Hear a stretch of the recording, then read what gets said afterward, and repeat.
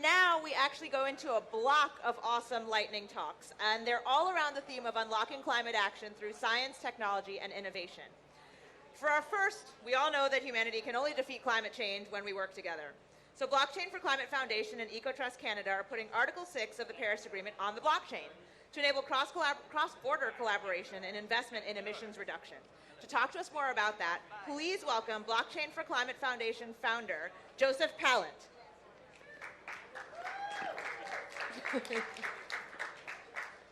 Thank you so much. Thank you, everyone, for being here.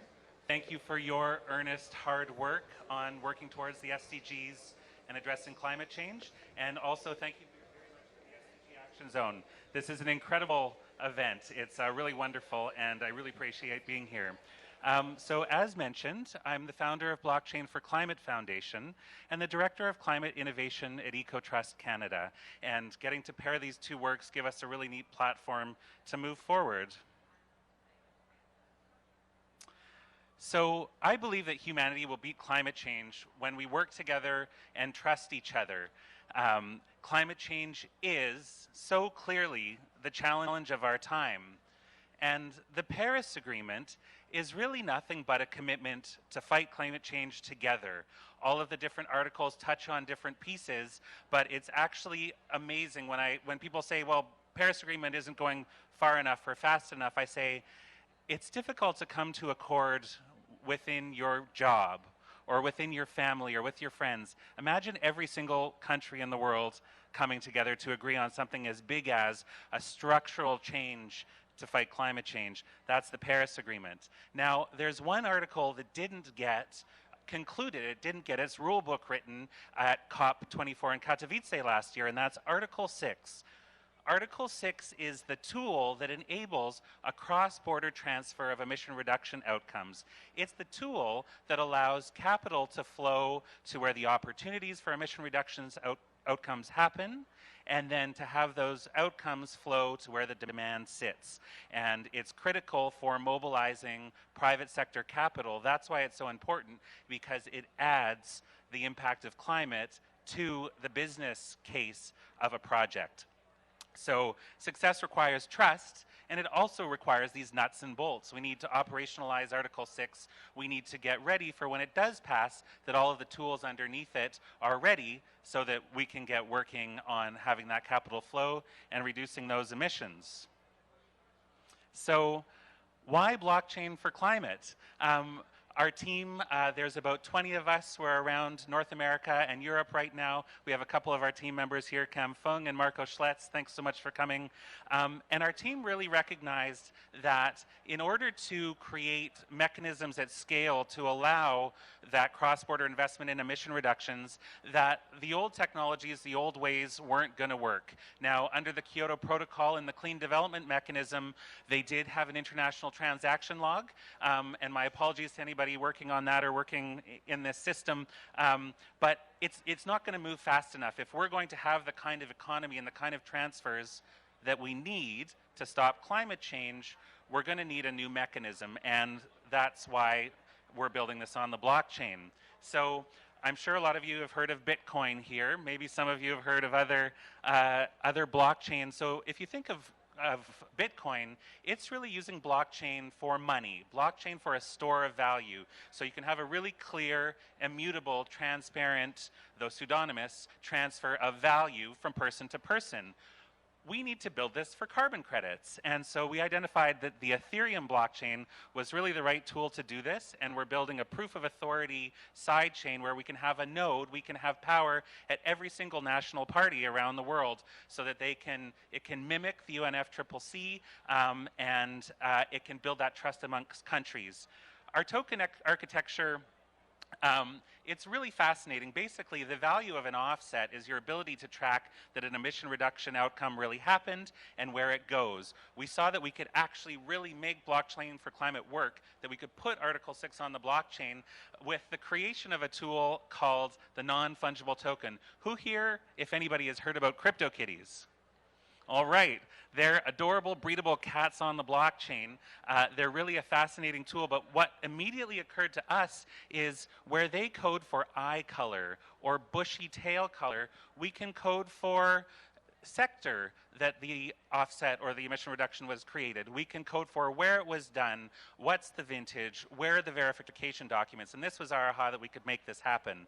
And then onwards from there, we have the Bitmo dashboard. We got kind of cute, I thought, long and hard, and I came up with this great idea for what we should call these tokens. We're calling them the blockchain internationally transferred mitigation outcome for now. And with this dashboard, the important thing is that under Article 6, different countries in the world under Article 6.2 can issue credits of all sorts of different types and qualities, and nobody can really say anything about it. So in order to adapt for that, we want to build a dashboard where all of this information is so clearly put that it both allows countries and individuals and companies to make sure that they feel safe in the quality of what they're buying, and it also hopefully will try to pull the quality of all of these projects and all of these issuances along as the demand goes to the best in class. So we recognize we need buy-in, champions, and a strong foundation for this. One of our tasks is to convene a national party working group. So it's the national parties, it's the countries, the parties to the Paris Agreement who will ultimately be the users of this tool and who have to give the go-ahead for this tool. So if you represent a national party, if you represent a country or know people who do, who are interested in Article 6, who want to see that private capital flow, and maybe who are interested in emergent technology or even blockchain, please point them our way. Fostering conditions for success is really important. It's amazing to get to talk to you, to have people learn more about this, and we really appreciate that opportunity. We work within an external partner called EcoTrust Canada, and they're a really great inspiration for this work. They're building economic alternatives for people in the places they call home. They're working on building economies that provide for life. And so it's the work there where we're supporting Indigenous communities to manage better their forests for carbon, gain more control, and create these units. And we need to have that capital and demand come to them. And so this is why this is valuable for them. Finally, we're working on building a strong foundation. I was mentioning some of our team here, and it's all amazing individuals coming to volunteer their time, their knowledge, their inspiration to get this really, really cool piece of work done. So if you're interested in our work, interested in supporting our work, please reach out to us. Thank you so much for coming and listening to our lightning talk. Thank you very much to the SDG Action Zone, and I hope you all have an excellent week here at the Climate Action Summit. Thank you.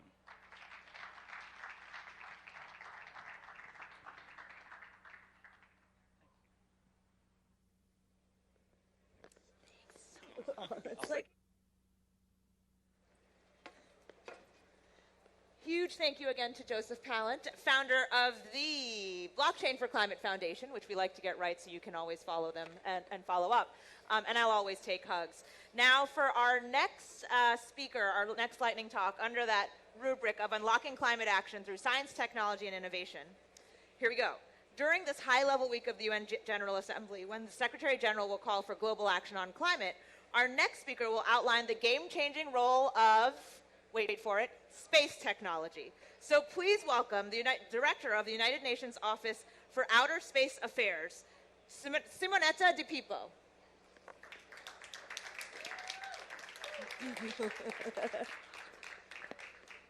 So let me have slides up. So good evening, everyone. It's really a great pleasure for me to be here, and I'll try to really give you some highlights of how important is space for climate action. Let me see if it works. Doesn't work.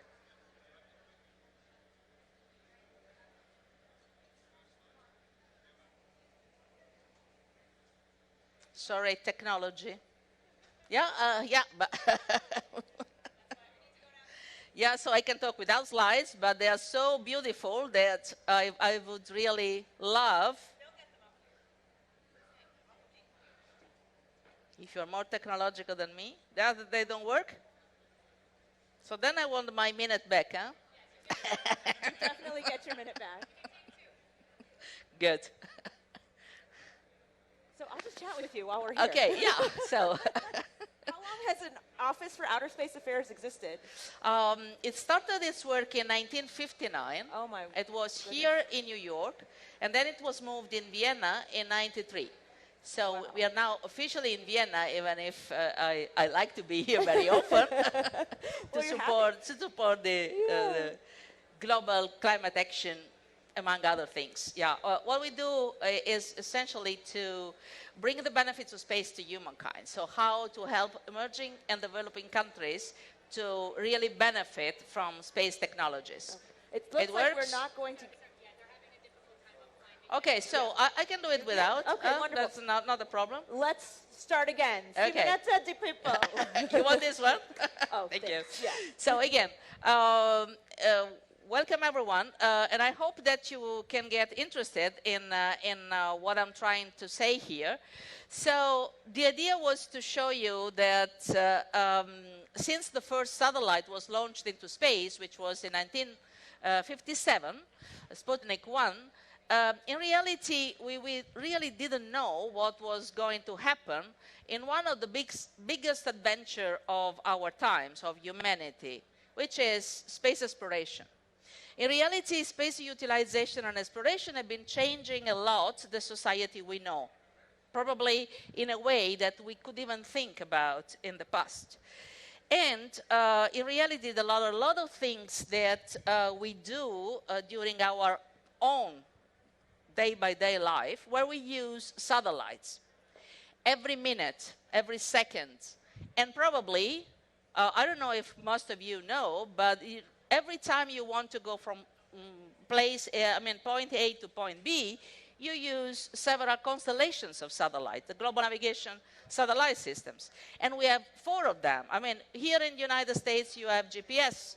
But then in Europe, you have Galileo. And then in China, you have Beidou. And in Russia Federation, you have GLONASS. And when you put all them together, you really do something extremely important, which is international cooperation in really having more precise data, because then you have tens of satellites that you can use at the same time, so you have more precision, and therefore you can have applications and services everywhere in the world, even in countries which have no idea what space is.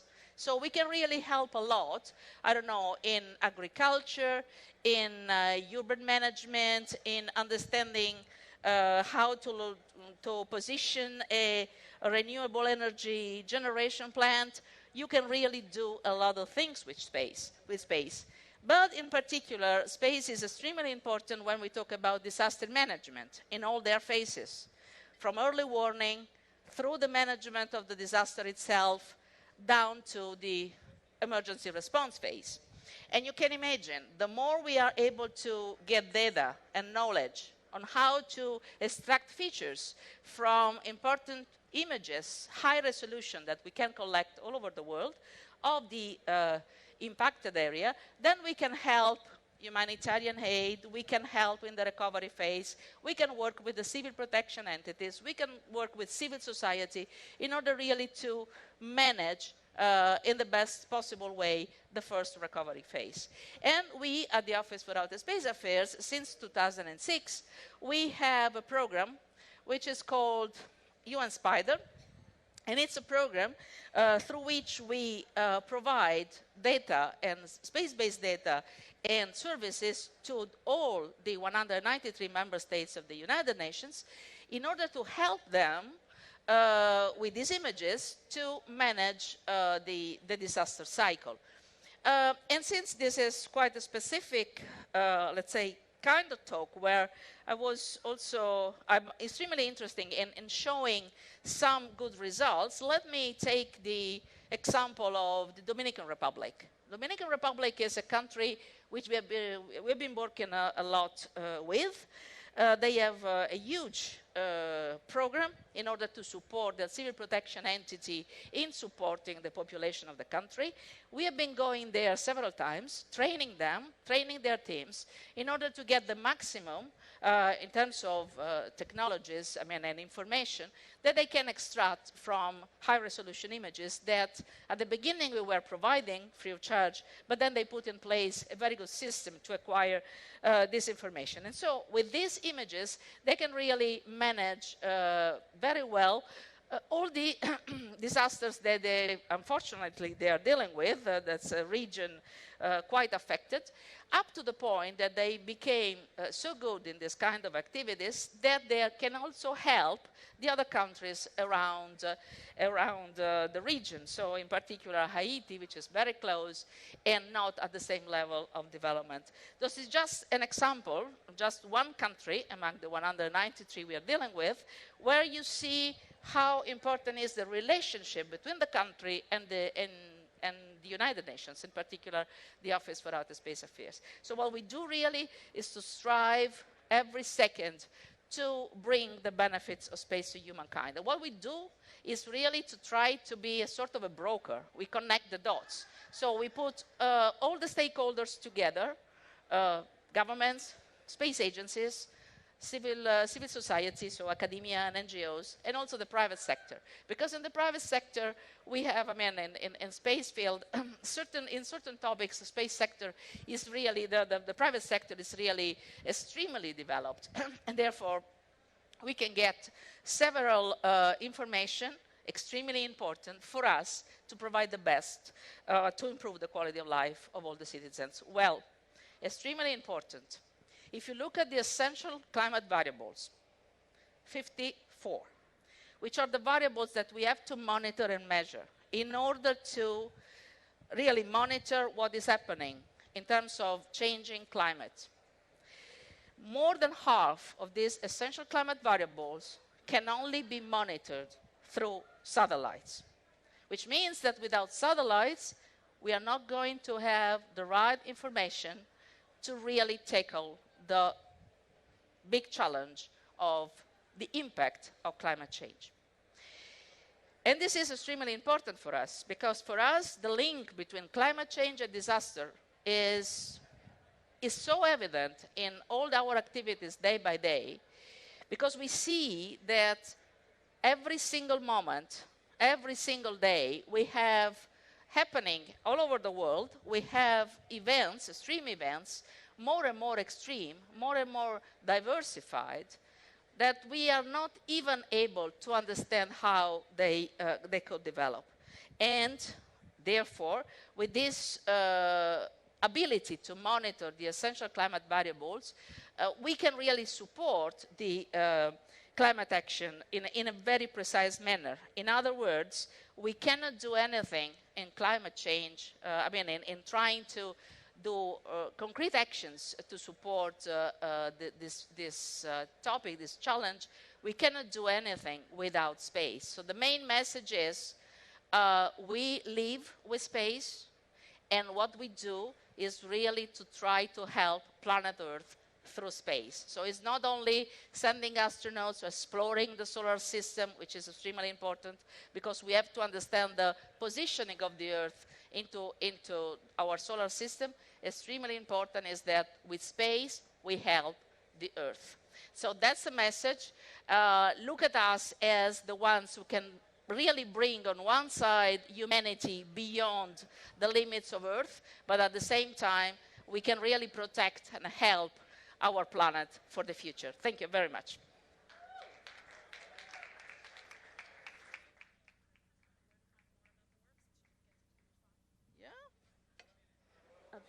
Since we didn't get to see Simonetta's clearly amazing and beautiful slides, I just wondered if you could share with us where to find a little more about your work and see some of the exciting things you do. Yeah, absolutely. Yes, we do a lot of things. The office, as we said, was created in '59. We serve the Committee on the Peaceful Uses of Outer Space, which is a special committee devoted to space activities. And it's literally called the Committee on the Peaceful Uses of Outer Space. Yes. That's yeah. Yeah. I want you all to hear that. Yeah. Copious. And when I took up duty a little bit more than 5 years ago as the director of the office, we had 76 countries, which compared with 193, yeah, it's not a small number, but still it's far away from the total number of member states in the UN. In the last 5 years, we moved from 76 to 95, which means that we got an increase of about 25%. This is extremely important because, first of all, this means that the Committee on the Peaceful Uses of Outer Space is currently the fastest growing committee in the UN. It's fantastic. Good. Second, We can clap for that. second, it means that multilateralism in space works very well, which is another sell because we want really the You've UN. done that line before. Yeah. and it means that we really want to have the UN more and more relevant in this field, and that's the case. Third, we have let's say, our forecast is that we will be able probably, hopefully, to reach 100 by June next year, which is another important goal.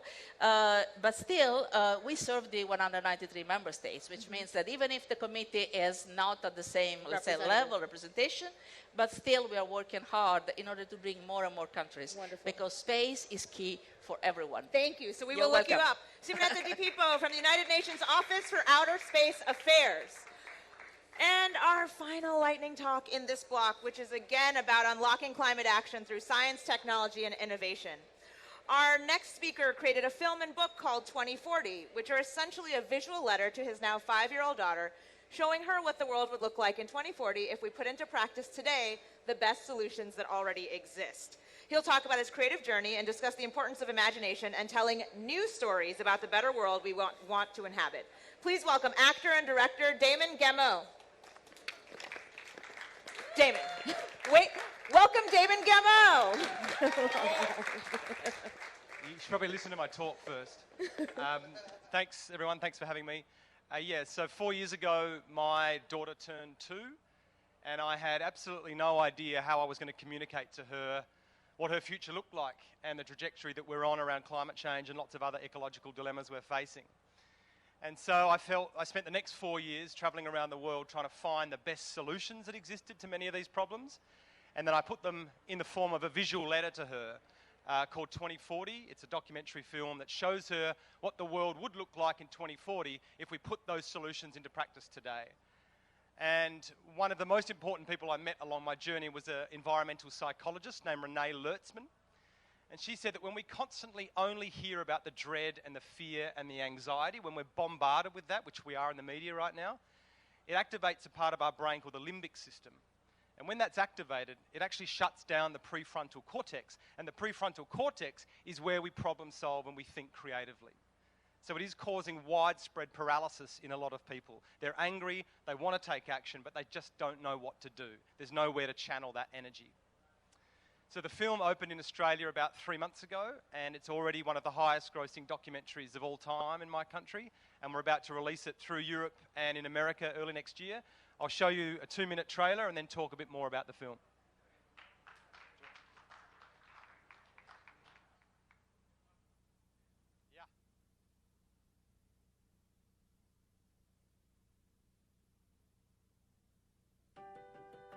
My name is Damon, and this is my daughter, Velvet.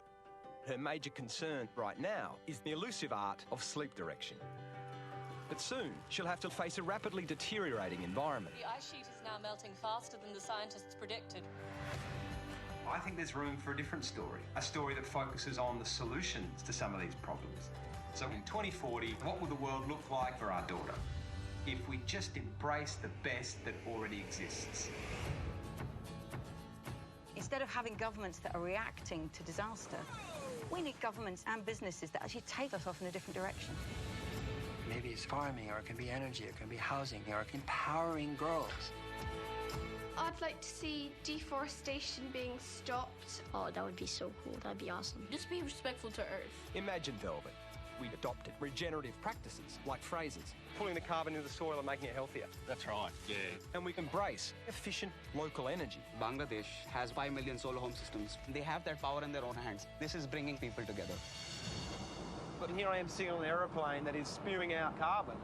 you can't help but be a hypocrite because our entire system is built on fossil fuels. What were you guys thinking? Well, sometimes we weren't.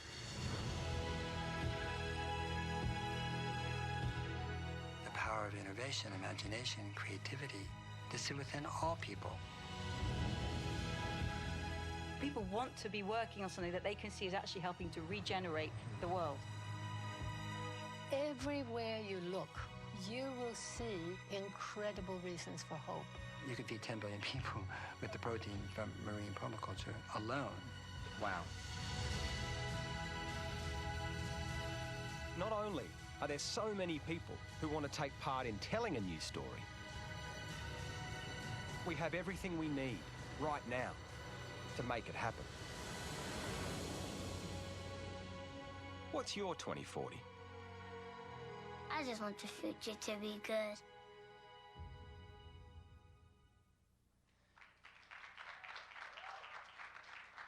So some of the really the most important solutions we discovered were a decentralized energy network in Bangladesh, where anyone that has solar panels and a battery is given a special box that allows them to connect to other houses with the same setup. And they're able to form a microgrid amongst their own village. But importantly, they buy and sell energy from each other. So all the money gets to stay in the community. It doesn't go off to a large corporation elsewhere. And they're much more resilient if their main grid shuts down.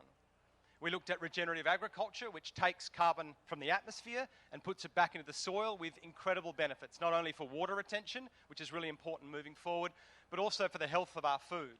And one of the best stats I learnt was that you'd have to eat 8 oranges today to get the same level of vitamin A that a single orange had 60 years ago because of the health of our soil. So putting carbon and organic matter in the soil is just a no-brainer. And also seaweed. Seaweed is the fastest growing organism in the planet. It can grow 0.5 metre a day and up to 50 metres long. So it just turbocharged sequesters that carbon from the atmosphere. And we went and visited scientists that are looking at building giant kelp forests out at sea that create a habitat for fish to lay their eggs. The seaweed can be stored on the ocean floor as carbon, and also the seaweed can be used as plastics and biofuels and other solutions. And then the importance of empowering girls and women as a climate solution, which really isn't talked about often enough. And what's been really exciting about releasing the film in Australia is that we're able to set up an action campaign off the back of the film, which gave people the opportunity to get involved with the things they'd seen in the film. So we're just about to launch the first seaweed platform in Australia. There's a fund that's paying farmers to put carbon in the soil. We've planted nearly 10,000 trees. We've had 10,000 schools download our action program. Again, it just speaks to the willingness and readiness of people to get involved. They just don't know what to do. And finally, probably the most important thing I learnt was the importance of storytelling and the way we tell the stories about how we interact with the planet. And if you go pre-scientific revolution, every culture talked about the planet in a very different way. The Aboriginals in my country called themselves custodians of the land. The Native American Indians were Mother Earth and Father Sky. The Chinese called themselves reverent guests of the land. And then you get the scientific revolution and all our language starts to change. Bacon, Descartes talked about extracting, conquering nature, hounding her and penetrating her every corner. So the language and the metaphors for nature became very different. And unless we start correcting those and we don't see ourselves as just an extractive culture, I don't think we're going to turn things around. But I was so excited to see the action that's taking place all around the world, beyond the main stage, not waiting for our leaders, people just getting on with it. And my most favourite quote to sum that up is by Robert Swan, who's an Arctic explorer, and he said that the greatest threat to the planet is the belief that someone else will save it. Thank you.